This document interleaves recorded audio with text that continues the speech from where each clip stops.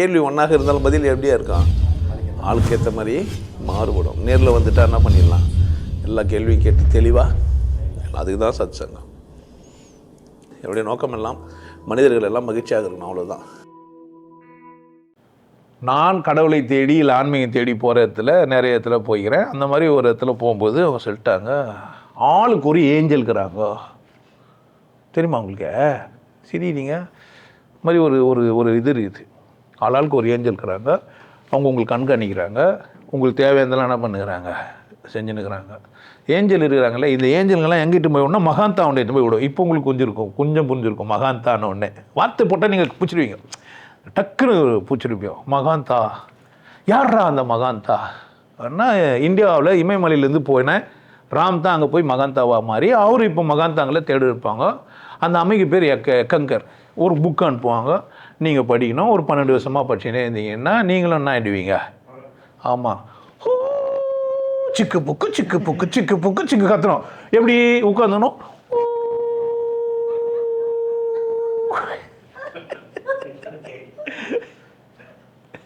டேய், நான் கத்திட்டு வந்தேன் என்ன? உங்களுக்கு சிரிப்பாகுதா? உங்களுக்கு இனி இப்போ தான் சிரிப்பாக இருக்கும். எனக்கு எவ்வளோ கஷ்டமாக இருந்திருக்கு, வேஸ்ட்டு பாருங்க. இவ்வளோ தான் பண்ணிட்டு வந்துக்கிறேன். ஃபியூ சொல்லணும் தானே?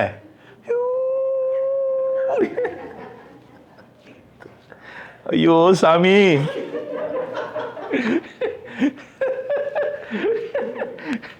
சிரிப்புல கேள்வியெல்லாம் மறந்துது. நான் பயிற்சியை முடிச்சிட்ட உடனே பின்னாடி இருந்து யாருன்னா பார்க்குறாங்க மாதிரி இது. ஏன் இந்த மாதிரி போய் வந்துட்டு இருந்தீங்கன்னு வச்சிங்களேன், இப்போ பயிற்சி முடிச்ச உடனே என்ன தோணும் உங்களுக்கு? நம்ம ஏஞ்சல் நம்மள என்ன பண்ணுறாங்க? இந்த கதையே தெரியாது உனக்கு, ஒன்றும் தெரியாது, விட்டுருங்க. இந்த கதை மட்டும்தான் இல்லை, பேய் பிசாசெல்லாம் இருக்குதுன்னு ஒத்துக்கணும் உனக்கு. இந்த மாதிரி டேஞ்சரானவங்களுக்கு ஃபெல்லோஸுக்கு தான் இதெல்லாம்.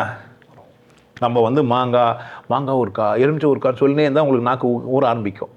இந்த மாங்காய் ஊறுக்கா இருக்குது, அந்த மாதிரி இருக்கும், மாவோடுவா இருக்கணும், இதெல்லாம் சொன்னோடனே ஏன் உங்களுக்கு மாங்காய் ஊறுக்கா எலுமிச்சை மழைலாம் தெரியும். ஒன்று என்ன உள்ள மூளை. இப்போ வந்து மாங்காய் ஊறுக்கா பார்த்தா ஏன் நாக்கு ஊறுதுன்னு என்ன கேட்பீங்க? இல்லை, அந்த மாங்காவோட அருமைன்னு நான் சொல்லலாமா? வெள்ளைக்காரன் கேட்டுனுக்குறானே இதை. அவன் என்ன சொல்கிறேன், என்னடா மாங்காய் வர இப்போ எல்லாம் ஃப்ரெஞ்சிலலாம் இப்போ பேசுகிறேன் நான். என் பொண்ணுட்டு பேசுகிறேன், நீ ஃப்ரெஞ்சிலாம் பேசி. ஆமாம், நீயா பேசுனேன்? இல்லைடி பேய் ஒன்று இருக்குது. ஓ பேயா? ஆனால் வாய்ஸில் உன்ன மாதிரியே டிட்டாக இது. அந்த மாதிரி ஆயிடுச்சு. பேய் வச்சு பேச வச்சுட்டு இப்போ மாங்காய்னா உனக்கு ஊருன்னா அவன் பார்ப்பான், மாங்காய்னா எங்கே ஆயிடுச்சு வருது, பொய் சொல்கிறான் பொழுது நினச்சிப்பானா நினச்சிக்க மாட்டானா? நினச்சிப்பானா இல்லையா? இப்போ மாங்காய்னா யாருக்கு நினச்சி வரும்?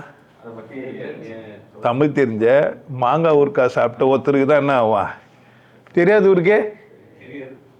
அப்போது பயிற்சி முடிச்சோடனே பின்னாடி ஒருத்தர் கண்காணிக்கிற மாதிரி யாருக்கு தெரியும்? இந்த மாதிரி எங்கன்னா போய் அல்பதானமான எதனா ஒன்று என்ன பண்ணிருக்கா? ஆமாம், ஆவி உலகம், ஆவி அமுதா, என்னது அல்மா மீடியம், இந்த புக்குங்கெல்லாம் படிச்சிட்டிங்கன்னா என்ன ஆகிடுவீங்க? அல்மா நீங்கள் போகும்போதெல்லாம் பின்னாடி மூச்சு விடுற மாதிரியே இருக்கும். என்னுடைய பயிற்சி விசேஷம், மனம் பிரிஞ்சு நீங்கள் கொரட்டு விடுறதே உங்களுக்கு கேட்கும்.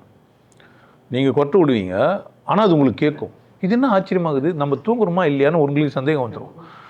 ஆனால் ஏந்து பார்ப்பீங்க, உங்களையே பார்க்குறோம், ஆனால் அது பத்துனுக்குது, நம்ம நின்று பார்த்துக்கிறோமேன்னு தோணும். ஆல்மா அதே பிளான் பார்ப்பீங்க, உள்ளே போயிட்டுருப்பீங்க. ஆல்மா நீங்களே உங்களை தட்டிப்பீங்க. இந்த மாதிரிலாம் அதிசயம் நடக்கும். காரணம் என்னான்னு கேட்டிங்கன்னா, இப்போ இந்த மாதிரி அதிசயத்தை அதிசயமாகவும் பார்க்க மாட்டீங்க, இப்படி ஒரு அற்புதம் நடந்துக்குதுன்னு பார்க்க மாட்டீங்க. பழைய புக்குங்கெல்லாம் உங்களுக்கு என்ன ஆகிடும்? ஞாபகம். ஆல்மா ஊ சொல்லும்போது சொன்னாங்களே, ஊ சொல்கிறியா மாமா, ஊ சொல்கிறியா மாமா. இப்போ அந்த ஏஞ்சல் வந்து என்ன ஆயிடுச்சுப்பா? இப்போ நம்ம சொல்லணும், ஆமாம் நான் ஒரு மகாந்தா, அங்கே இது எக்கங்கர் கிளாஸ் மாதிரியே தான் அப்படின்னா, பா கொடுத்த காசு வேஸ்ட் இல்லை போல. நம்ம என்ன பண்ணிட்டோம், இப்போ மாடு வரும். மகாந்தா எப்படி வருவாங்கன்னு நினைக்கிறீங்கன்னா, அந்த முதல்ல ஏஞ்சல்கள்லாம் எப்படி வருவாங்க, உங்களுக்கு நல்லது நடக்க போகுதுன்னா சுற்றி பட்டர்ஃப்ளைவாக பார்க்கணுவான்.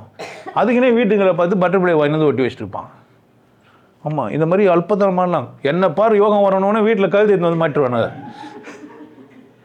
திஷ்டியெல்லாம் வெளியே போயிட்டு விநாயகரே திஷ்டி பொம்மை ஆகிட்டானுங்க. இப்போ முதல்லலாம் பார்த்தீங்கன்னா கொம்பெல்லாம் வச்சு யாரோ ஒரு மனுஷனை பண்ணி வச்சுருப்பாங்கல்ல, இப்போ திருஷ்டிக்குன்னு ஒரு விநாயகர் இருக்கிறாரு தெரியுமா? விநாயகர் பொம்மையே தான். அவர் எவ்வளோ கேவலப்படுத்த முடியுமோ அவ்வளோ கேவலம் பண்ணி ஒரு படம் வாங்கி வச்சுருப்பான்.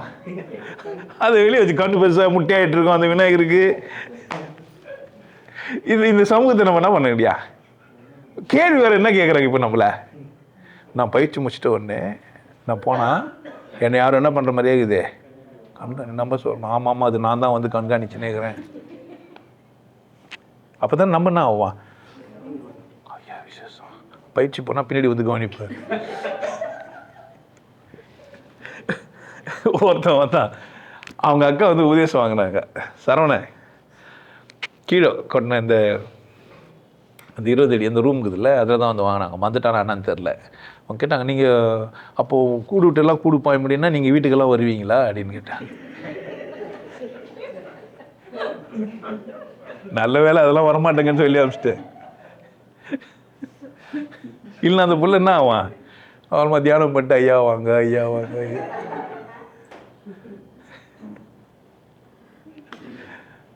பின்னாடிலாம் யாரும் கண்காணிக்கல. நீங்கள் ரொம்ப சாந்தமாகி எண்ணங்கள்லாம் கம்மியாகும்போது உங்கள் சுவாசம் உங்களுக்கு கேட்கும். இதயம் ஓடுறது, இதயத்துக்குள்ளே ஓடும்போது ரத்தத்தில் ஏற்படுற சத்தம் கூட கேட்கும் உங்களுக்கு. குரல் கேட்கும் மூச்சு நிற்கும்போதே. ஏன்னா சென்சிட்டிவ் ஆகுறீங்க. உங்கள் எண்ணெய் அலைகள்லாம் குறைஞ்சிச்சு. இந்த ஆல்ஃபா தீட்டா காமான்னு லைன் இருக்குது. அதில் உங்களுக்கு ஆல்ஃபா ஸ்டேட்டுக்கு வந்துட்டீங்க இப்போ நீங்கள். அதுக்கும் ஒருத்தங்கிறான், ஆமாம் ஒன்றும் இல்லாதத்தில் ஆரம்பித்து ஒன்றும் இல்லாதத்தில் முடிக்கிறதுனால ஒன்றும் இல்லாமல் ஆக முடியும். ஸ்ட்ராட்டஜி ஏதோ என்னன்னா நல்ல வேலை அவங்ககிட்ட நான் போல. இல்லை சில பேர்கிட்ட தான் போனேன். சில பேர் யூடியூப்பில் பார்த்து தமாஸ் பண்ணிக்கிறது. எனக்கு எப்போனா வெறுப்பச்சு போர் வச்சுச்சேன்னா ஆசீர்வாதம் டிவி வைப்பேன். அவர் மேலே போய் பேசிட்டு ஸ்வீடி கையில் கொடுத்துருப்பாரு. ஒரு டேபிள் போட்டு பேசியிருப்பாங்க. ஒருத்தர் வந்து என் பக்கத்தில் உட்காந்தாரு. அது வெளிச்சமாக இருந்தது. அங்கே பார்க்கவே முடியல. ஒன்றே ஒருத்தர் சுல்தானா ஒருத்தர் சொல்கிறாங்க, அந்த டியூப் லைட் இருக்குது இல்லை, அது என்ன இது? கடவுளோட நிழல். நிழல் எப்படி இருக்குதுன்னா அவரு எப்படி இருப்பாரு? அந்த மதத்தில் அழகாக சொல்லி வச்சது கடவுள் நிகரட்டுதுன்ட்டு. இந்த அக்கா வெளிச்சமாகுதுன்னு நினச்சின்னுக்குது. படிச்சிடுச்சு இல்லை? ஆமாம், நம்ம பார்த்துட்டு கேட்டுனுக்கணும். என்ன பண்ணுறது? நல்லா பேசுகிற பொம்பளையாச்சே. ஆமாம், பெண்களை பற்றி பெண் விடுதலை பற்றிலாம் நல்லா பேசுவாங்களே. அழகாகிறேன்னா இருந்துட்டு போகிறேன்னு சொல்கிற ஒரே பொம்பளை அவதானே அப்படின்ட்டு அப்படி தான் சொல்லுவாள் அந்த பொம்பளை. நல்லாயிருக்கும் அந்த அம்மா பேசுறது. ஏன்டா நம்ம கேட்டோம். இதெல்லாம் கேட்டு தான் அவங்க மேலே இருக்கிற அபிப்பிராயமே போயிடும். இப்போ ஒரு நல்ல அபிப்பிராயம் ஒன்று உருவாகுமா, அவங்க இன்னொரு வீடியோ ஒன்று போடுவாங்களா, அப்படியே செஞ்சிடும். சில சேனல்லாம் சப்ஸ்கிரைப் பண்ணி வச்சுருப்பேனா, திரும்ப போய் பார்ப்பேனா, அவன் இன்னொரு மாதிரி பேசுவானா, ஏன்டா இதெல்லாம் நம்ம சப்ஸ்கிரைப் பண்ணுறோம். அந்த சேனல்லாம் கம்மியாக வருது. அதில் வர சொல்லி வச்சுருப்பான், சப்ஸ்கிரைப் பண்ணிவிடுங்க, நாங்கள் போடுற வீடியோலாம் வருவானா. சரி சப்ஸ்கிரைப் பண்ணிருவேன். போடுற வீடியோலாம் வருமா, அம்மா அன்சப்ஸ்கிரைப் பண்ண வச்சுருவான். நான் அதையும் யோசிப்பேன், நமக்கும் அதே நிலைமை தானே அப்படின்ட்டு. அது நடக்கும். 2-3 நிற்கும். இப்போது காலைல போய் பார்ப்பேன் 876 இருக்கும், சாயந்தரம் பார்ப்பேன் 874 இருக்கும், மறுநாள் பார்ப்பேன் 80 ஆகிட்டு இருக்கும். ஒரு 4 பேர் கூப்பிட்டுருப்பாங்க, 2 இறங்கி 4 ஏறும், அப்படி போயின்னு இருக்கும். ஆனாலும் இப்போல்லாம் ரொம்ப கம்மியாயிடுச்சு. மாதம் ஒரு 500-1000 பேர்லாம் இருப்பாங்களா. இப்போ இந்த எலெக்ஷன்லாம் வர வந்துச்சா, இவங்க இந்த கூத்தாடிகளை பார்க்கறது ஒரு வேலையாகிடுமா? இப்போ நம்மளை பார்க்க மாட்டாங்க. நம்மளே கேள்வி என்ன கேட்குறோம், வல்லரசு கட்சி இது என்ன பண்ண போகிற? ஏன் ஒரு கியூராசிட்டி தான். சொஞ்சு விட்டா அவர் சொஞ்சு கொடுப்பார்ல, அவர் எப்படின்னா சொல்லி வைக்கணும். நம்ம ஒன்றும் நம்ம வந்து உஷாராகணும். நம்ம போனோம், வீட்டில் போய் பார்த்துக்கணும், நம்ம ஒரு வேலையை செய்யக்கூடாது, குட் மார்னிங் கூட போகக்கூடாது, நம்ம தான் பண்ணோம் அவருக்கு. ஆமாம், இந்த மாதிரி பயங்கர பயில்வான்கள்லாம் சுற்றி இருப்பாங்க. நம்ம அடித்தடியே மேலும் விழுதுடா. இப்போ பின்னாடி இது கவனிக்கிறாங்களா இல்லையா? யாருன்னா கவனிக்கிறாங்களா இல்லையா? உங்களை யாரும் பின்னாடி இது கவனிக்கலையா? ஏஞ்சல்லாம் இல்லை உங்களுக்கு? எனக்கு பயம். படிச்சுட்டு உடனே அதை மனப்பாடம் பண்ணிட்டு என்ன பண்ணுகிறேன், யாரோ கடவுளுக்குள்ளே நீ இருக்கிற, கடவுளுக்குள்ளே நீக்கிற. நீ மட்டும் இல்லை, நிறைய பேர் இருக்கிறாங்க.